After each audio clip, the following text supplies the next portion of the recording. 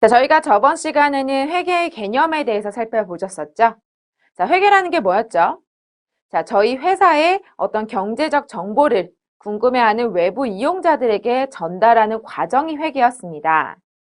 자, 그러다 보니까 전달하려면 전달하는 수단이 필요하겠죠? 그때 그 수단의 역할을 하는 것이 재무제표입니다. 자, 재무제표란 회사의 재무적 정보를 알리기 위한 보고서다라고 정의하고 있는데요. 즉, 우리 회계의 언어 같은 역할을 하는 것이죠. 자, 이 재무제표의 특징을 좀 살펴보도록 하겠습니다. 재무제표의 재무적 정보를 통일된 기준에 따라서 동일한 양식으로 보여주기 위한 재무제표의 형식을 따르도록 하고 있습니다. 자, 당연히 언어다 보니까 여기 다르고 저기 다르고 하면 안 되겠죠? 그러다 보니까요, 모든 회사가 동일된 기준에 따라서 작성되도록 공통된 형식을 가지고 있는 것입니다. 자, 특징 두 번째 살펴보시면요. 이때 사용되는 기준은 일반 기업 회계 기준과 또는 한국채택국제회계 기준을 따르고 있습니다. 자, 예전에는요, 저희가 일반 기업 회계 기준밖에 없었는데요. 이제 점차 세상이 조금 발달되면서 저희가 한국채택국제회계 기준도 같이 따르고 있습니다. 자, 둘의 차이점이 뭐고 왜 한국채택국제회계 기준이 생기게 됐는지 살펴보도록 할게요. 자, 일반 기업 회계 기준은 우리나라에서만 통용되는 회계 기준입니다. 헌데 점차 세계화가 됨으로 인해서 해외에 있는 사람들도 우리나라에 관심을 가지게 되는 거죠. 자, 그랬을 때 해외에 있는 투자자나 아니면 어떤 정보 이용자들이 우리나라에 있는 기업에 대해서 궁금했을 때 모두 다 일반 기업 회계 기준을 적용하고 있으면 이 회사에 대해서 파악하는 것이 쉽지 않겠죠. 자, 반대로요. 우리나라에 있는 사람들도 해외에 있는 기업에 투자를 하고 싶을 때 또 그 나라가 그 나라만의 회계 기준을 사용하게 되면 그 나라에 대한 어떤 이해라든지 또는 그 기업에 대한 이해가 떨어질 수밖에 없습니다. 자, 그렇다 보니까요. 전 세계적으로, 즉 국제적으로 통일된 회계 기준의 필요성이 대두되게 됐고요. 그에 따라서 전 세계가 전체적으로 모여서 하나의 기구를 만들어서 국제회계 기준을 설립하게 됩니다. 자, 우리나라도요, 이 국제회계 기준을 받아들여서 자, 회사의 상황에 따라서 적용해야 되는 회사들은 이 기준을 따르도록 하고 있는 거죠. 자, 국제회계 기준의 몇 가지 특징을 살펴보도록 할까요? 자, 첫 번째 특징은요, 일반 기업 회계 기준보다 원칙 중심의 회계 기준을 가지고 있습니다. 즉, 상세하고 구체적인 회계 처리 방법을 제시하는 것이 아니라 회계 처리의 가장 기본적인 원칙과 방법론을 제시하도록 규정되어 있습니다. 자, 두 번째 특징은 연결 중심의 회계 기준을 가지고 있습니다. 자, 이 말은 뭐냐면요. 우리 이제 기업들이 어떤 자기네만 존재하는 게 아니라 어떤 지분 투자 구조를 통해서 저희가 자회사라고 하는 개념을 가지게 되죠. 그랬을 때 A라고 하는 기업이 모회사고 B라고 하는 기업이 자회사라고 한번 가정을 해보셨을 때 A와 B는 원래 별도의 기업이기 때문에 당연히 별도의 회계 처리를 해야 됩니다.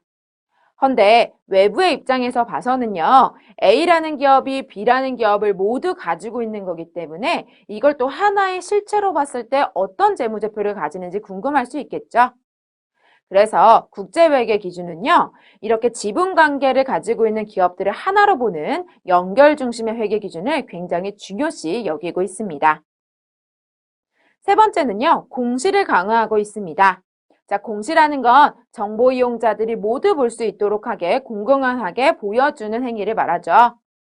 자, 우리 국제회계 기준은요. 이런 공시를 강화함으로써 더 많은 정보들을 공시하도록 요구하고 있습니다. 자, 마지막으로요. 공정가치의 적용 확대다라고 되어 있는데 자, 또 이 얘기는 무슨 얘기냐면 어떤 A라는 기업이요. 10년 전에 어떤 하나의 자산을 샀다고 한번 가정을 해볼게요. 이 자산을 만약에 100만 원 주고 샀다고 가정을 해보면 10년 후인 지금은 당연히 가치가 달라질 수 있겠죠.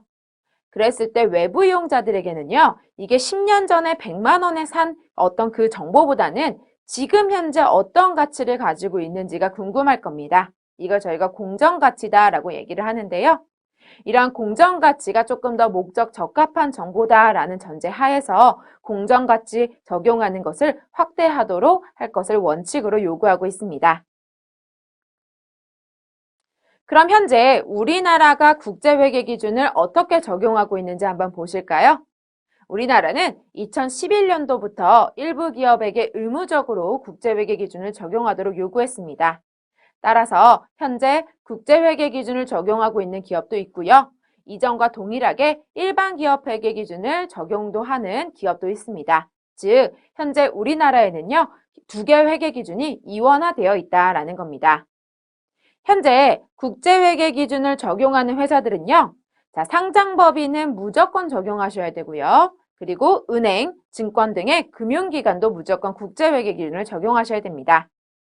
또는 이 두 기업에 해당되지 않다고 하더라도, 즉 비상장 법인이지만 우리는 국제회계 기준을 하고 싶다라고 하는 기업은요, 자발적 채택에 따른 비상장 기업으로서 역시 국제회계 기준을 적용할 수 있습니다. 그 외의 비상장 법인들은 일반 기업 회계 기준을 적용한다라고 생각하시면 되겠습니다. 자, 그럼 이어서 저희 재무제표에 대해서 조금 더 살펴보실 텐데요. 자, 재무제표가 기본적으로 가정하고 있는 사항들 4가지 정도를 살펴보고 본격적으로 들어가도록 하겠습니다. 자, 재무제표의 기본 가정 첫 번째는 기업 실체입니다.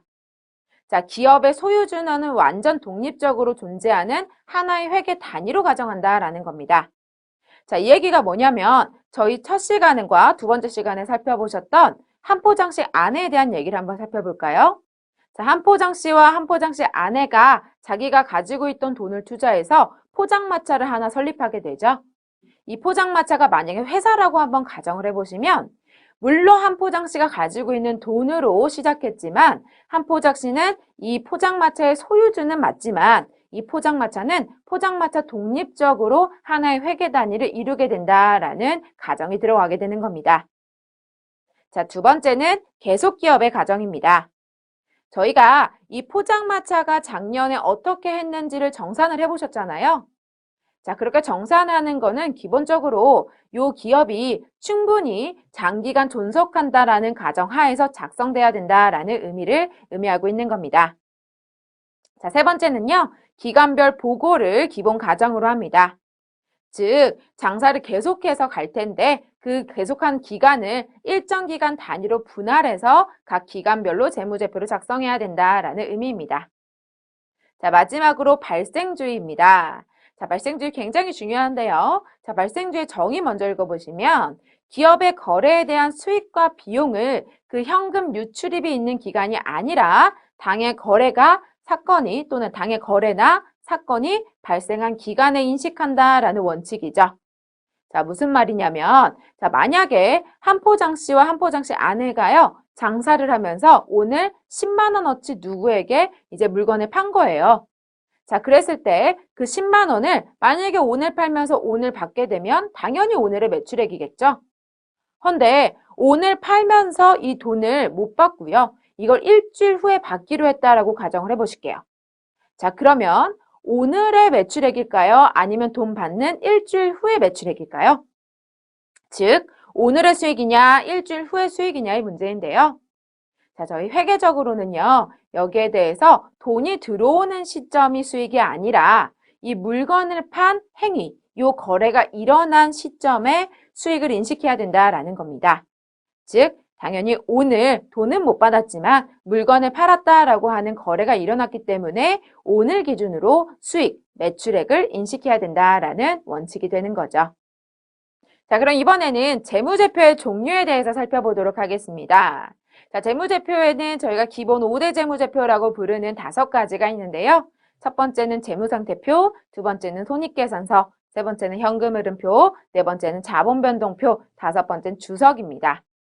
자, 재무상태표란 일정 시점에 현재 기업의 자산, 부채, 자본, 즉 재산 상태를 나타내는 재무제표입니다.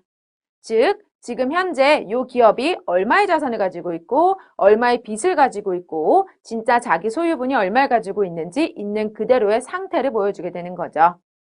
자, 손익계산서는요. 일정 기간에 수익과 비용을 정산해서 이익을 창출하게 되는, 즉 경영 성과를 나타내는 재무제표입니다. 자, 손익계산서는 당연히 기간의 개념이 들어갈 수밖에 없겠죠. 자, 우리가 얼마나 벌었냐? 라고 물어보게 되면 그게 한 달 동안을 의미하는 건지 1년 동안을 의미하는 건지 어떤 정확한 기간이 필요하잖아요. 그래서 이건 어떤 일정 시점이 아니라요. 정해져 있는 기간 동안 번 돈과 쓴 돈을 기준으로 어떤 경영 성과를 정리하는 표다라고 봐주시면 되겠습니다. 자, 현금 흐름표는요. 일정 기간에 현금 유입과 현금 유출, 즉 현금 흐름의 성과를 나타내는 재무제표다라고 되어 있는데요. 자, 현금이라고 하는 것은 회사가 가지고 있는 자산 목록 중에 하나죠. 자, 하지만 현금이라고 하는 건 정말 리스크도 많고요. 그리고 의미하는 바가 워낙 크기 때문에 이게 작년 현금에서 올해 현금이 왜 이렇게 됐는지를 알기 위해서 어디다 돈을 쓰고 어디에서 돈이 들어왔는지를 정확하게 찢어서 보여주는 표가 현금 흐름표다라고 봐주시면 되겠습니다. 자, 자본 변동표를 보실 텐데요. 자본 변동표는 일정 기간 자본의 변동에 관한 정보를 제공하는 재무제표다라고 되어 있죠. 자, 우리 아까 자본 어디서 보셨죠? 재무상태표에 자산, 부채, 자본으로 이루어져 있다라고 말씀드렸잖아요. 그때 말한 자본과 동일한 게 맞습니다.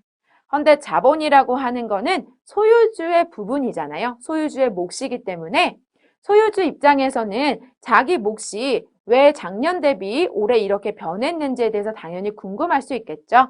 그러다 보니까 소유주를 위한 보고서다라고 생각하시면 되겠습니다. 자, 마지막으로 주석이라는 게 있습니다.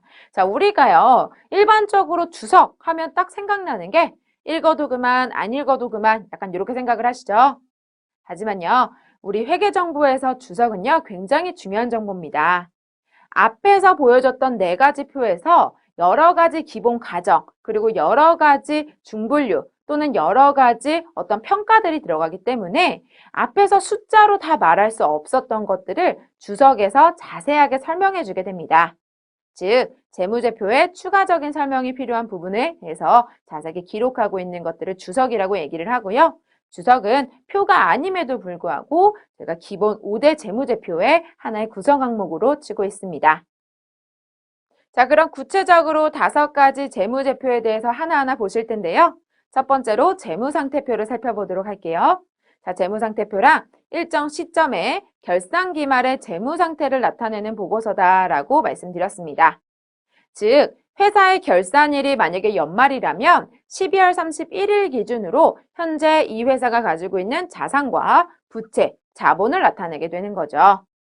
자, 재무상태표는요, 당연히 일정 시점 기준으로 작성될 수밖에 없습니다. 왜냐하면 재산 상태는 계속 변화되는 거죠.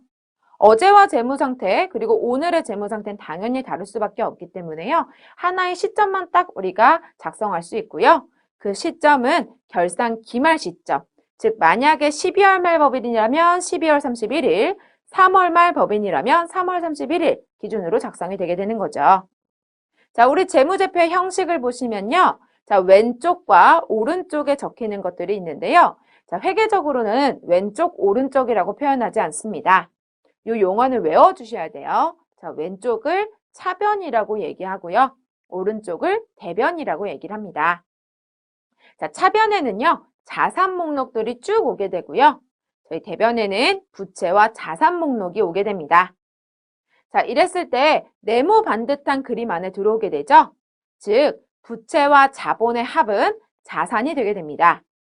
다시 말해서 자산에서 부채를 빼게 되면 자본이 나오게 되겠죠. 이 표가 의미하는 바를 조금 더 해석해 보면요.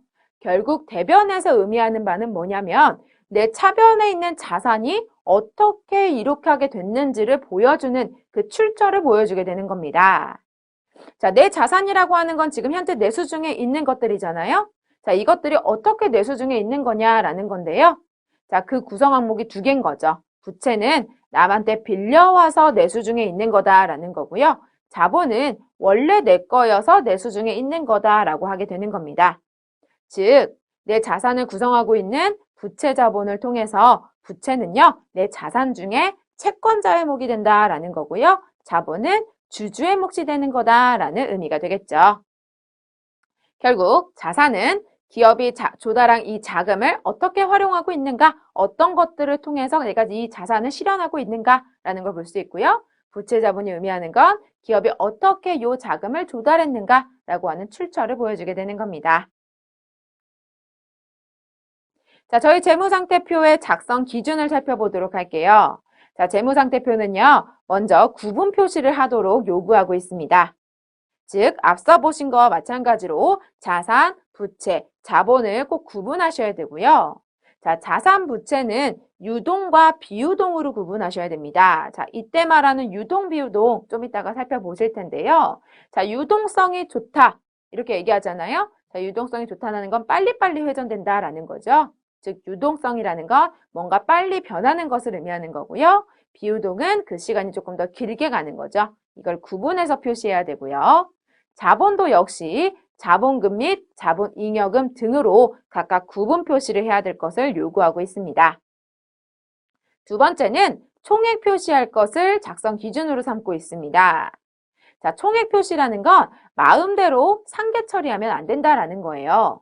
예를 들어서 A은행에서 예금이 100만 원이 있어요. 헌데 동시에 A은행에다 빚진 게 또 50만 원이 있다고 한번 가정을 해볼게요. 자, 그럼 우리 머릿속으로 생각할 때는요. 같은 은행에 100만 원 예금 있고 빚이 50만 원 있으니까 차감해서 나는 50만 원 있는 거다라고 생각하시겠죠? 하지만 저희 재무제표는요. 이렇게 상계 처리하는 것을 허용하지 않고 있습니다. 즉, 예금은 자산대로 100만 원이 있는 거고요. 그리고 빚은 그냥 부채로서 50만 원이 별도 존재하게 되는 겁니다. 이걸 각각 구분해서 총액적으로 표시해줘야 된다라는 의미가 되는 거죠. 자, 세 번째 작성 기준은요. 1년 기준 단위로 작성된다라는 겁니다. 앞에서 말씀드렸던 유동, 비유동, 빨리 되면 유동이고 늦게 되면 비유동이다라고 말씀드렸잖아요. 그 기준이 되는 시간이 1년이다라는 겁니다. 즉, 자산과 부채는 1년 기준으로 해서 유동 및 비유동으로 구분하는 것을 원칙으로 하고 있습니다. 자, 마지막으로 유동성 배열법에 따라서 작성하셔야 됩니다. 자, 이 얘기는 뭐냐면요. 아까 빨리빨리 되는 것을 유동이라고 했는데 그 유동성이 큰 항목부터 쭉 아래로 배열해 가는 것을 기본 원칙으로 한다라는 의미로 이해해 주시면 되겠습니다. 자, 재무제표를 결국 정확히 작성하기 위해서는요. 재무상태표를 정확히 작성하기 위해서 회계 처리 과정 중 분류를 잘해야 된다라는 게 포인트입니다. 여기서 말하는 분류란 차변과 대변으로 나누어서 계정 과목으로 기록하는 것을 의미하게 되고요. 자산, 부채, 자본, 수익, 비용의 증감이 차변과 대변 중 어느 부분에 위치하는지가 굉장히 중요한 포인트가 되게 됩니다.